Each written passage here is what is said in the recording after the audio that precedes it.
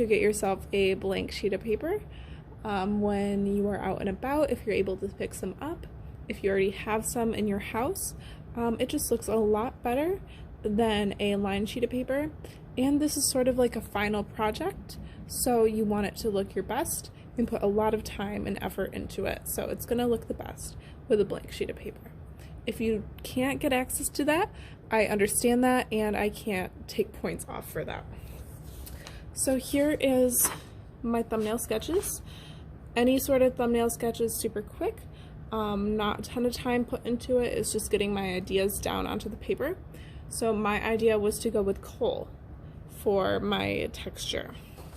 So in front of me I have my Chromebook with images of coal so that I can really look at the images and see the texture that we have. So there's a couple ways that you can do this. If your sculpture is going to be wide, you can have your paper this way. If it's going to be tall, you can have your paper this way. You're going to have the front and the back. So I would use 2 pieces of paper if you're going to have it this way. My sculpture is pretty wide, so I'm going to have it in landscape format. So my first step is going to be to lightly sketch out the front and the back and get them where I want them located on the page. So there's a little bit of room at the bottom, and there's a little bit of room at the top. It doesn't really matter what these lines look like because you can erase them later. Oh my gosh, you can't even see that hardly. So that is what I have so far. That's what that looks like. Okay, and now I'm going to start to sort of get the shape of my vessel. So I'm drawing an oval at the top to get the shape of the rim. Okay, so both of these are going to be the exact same shape. So I'm going to get the general shape first, and then I'm going to get more specific with my texture later.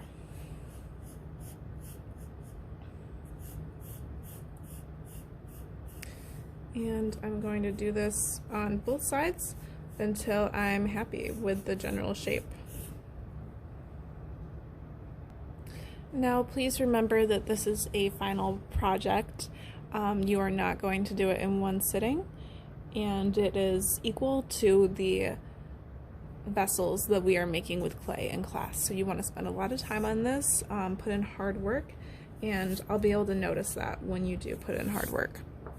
So this is what I have so far with my 2 vessels, and now I'm going to refer to my thumbnail sketches and start adding some details of the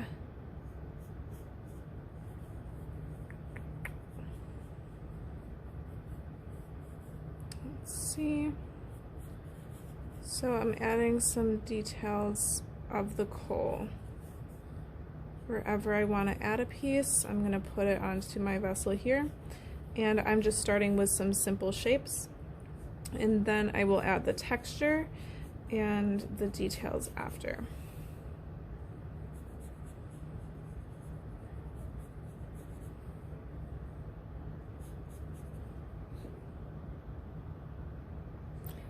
Okay, so this is what I have with my simple shapes on my vessels. So my backside is fairly empty. It has a line of coal going across, and I'll add some texture with some dirt later, I believe.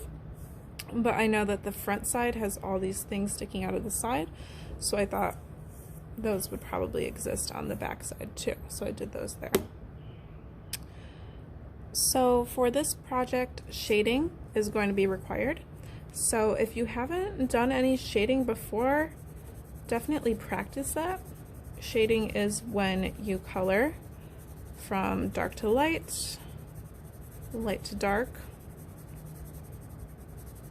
and you can practice shading. I have my lines overlap each other so that they're not that visible. I can't really see the lines too much when they overlap when I do circular motions or when I go back and forth. So this would be an example of shading. I get the darkest darks and the lightest lights That's called contrast when I have that difference between light and dark there. Okay, so this is sort of what I want to see in your drawing. I want to see some really dark darks. So when I get to the shading portion, I really want to refer to my Chromebook and different images that I find. Something like this would be great so I can see all sorts of different directions of the coal and where the light's hitting it. Try your best to find a light source, meaning a direction that the light falls in. So if I were to have a circle here, if I'm shading on this side, I know that the light is coming from this way. So if I were to have, I don't know, a square here or a cube, if I'm shading this side, I know the light is coming in from this way because the shadow goes in the opposite direction. So when you're drawing these, try to have a light source. So is it the bottom of my coal that's going to be the most shaded, or is it the top? I need to figure out where the light is hitting the nature vessel, and I'll talk about that a little bit in class too. So this is what it looks like so far.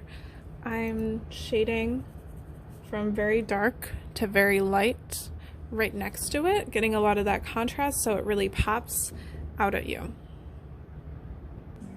So a trick for when you are shading is sometimes you end up with some pencil on the back of your hand here and it sort of smudges the graphite around, so you can put a piece of paper underneath so that you're not smudging the pencil with your hand.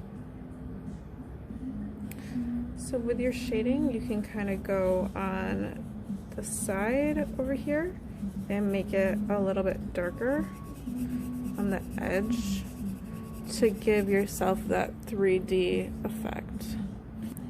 So this is where I'm at right now as I go about shading. So I'm really getting those dark darks next to my light lights, and I will post an image of the finished product to the Google Classroom so you know what a good example looks like.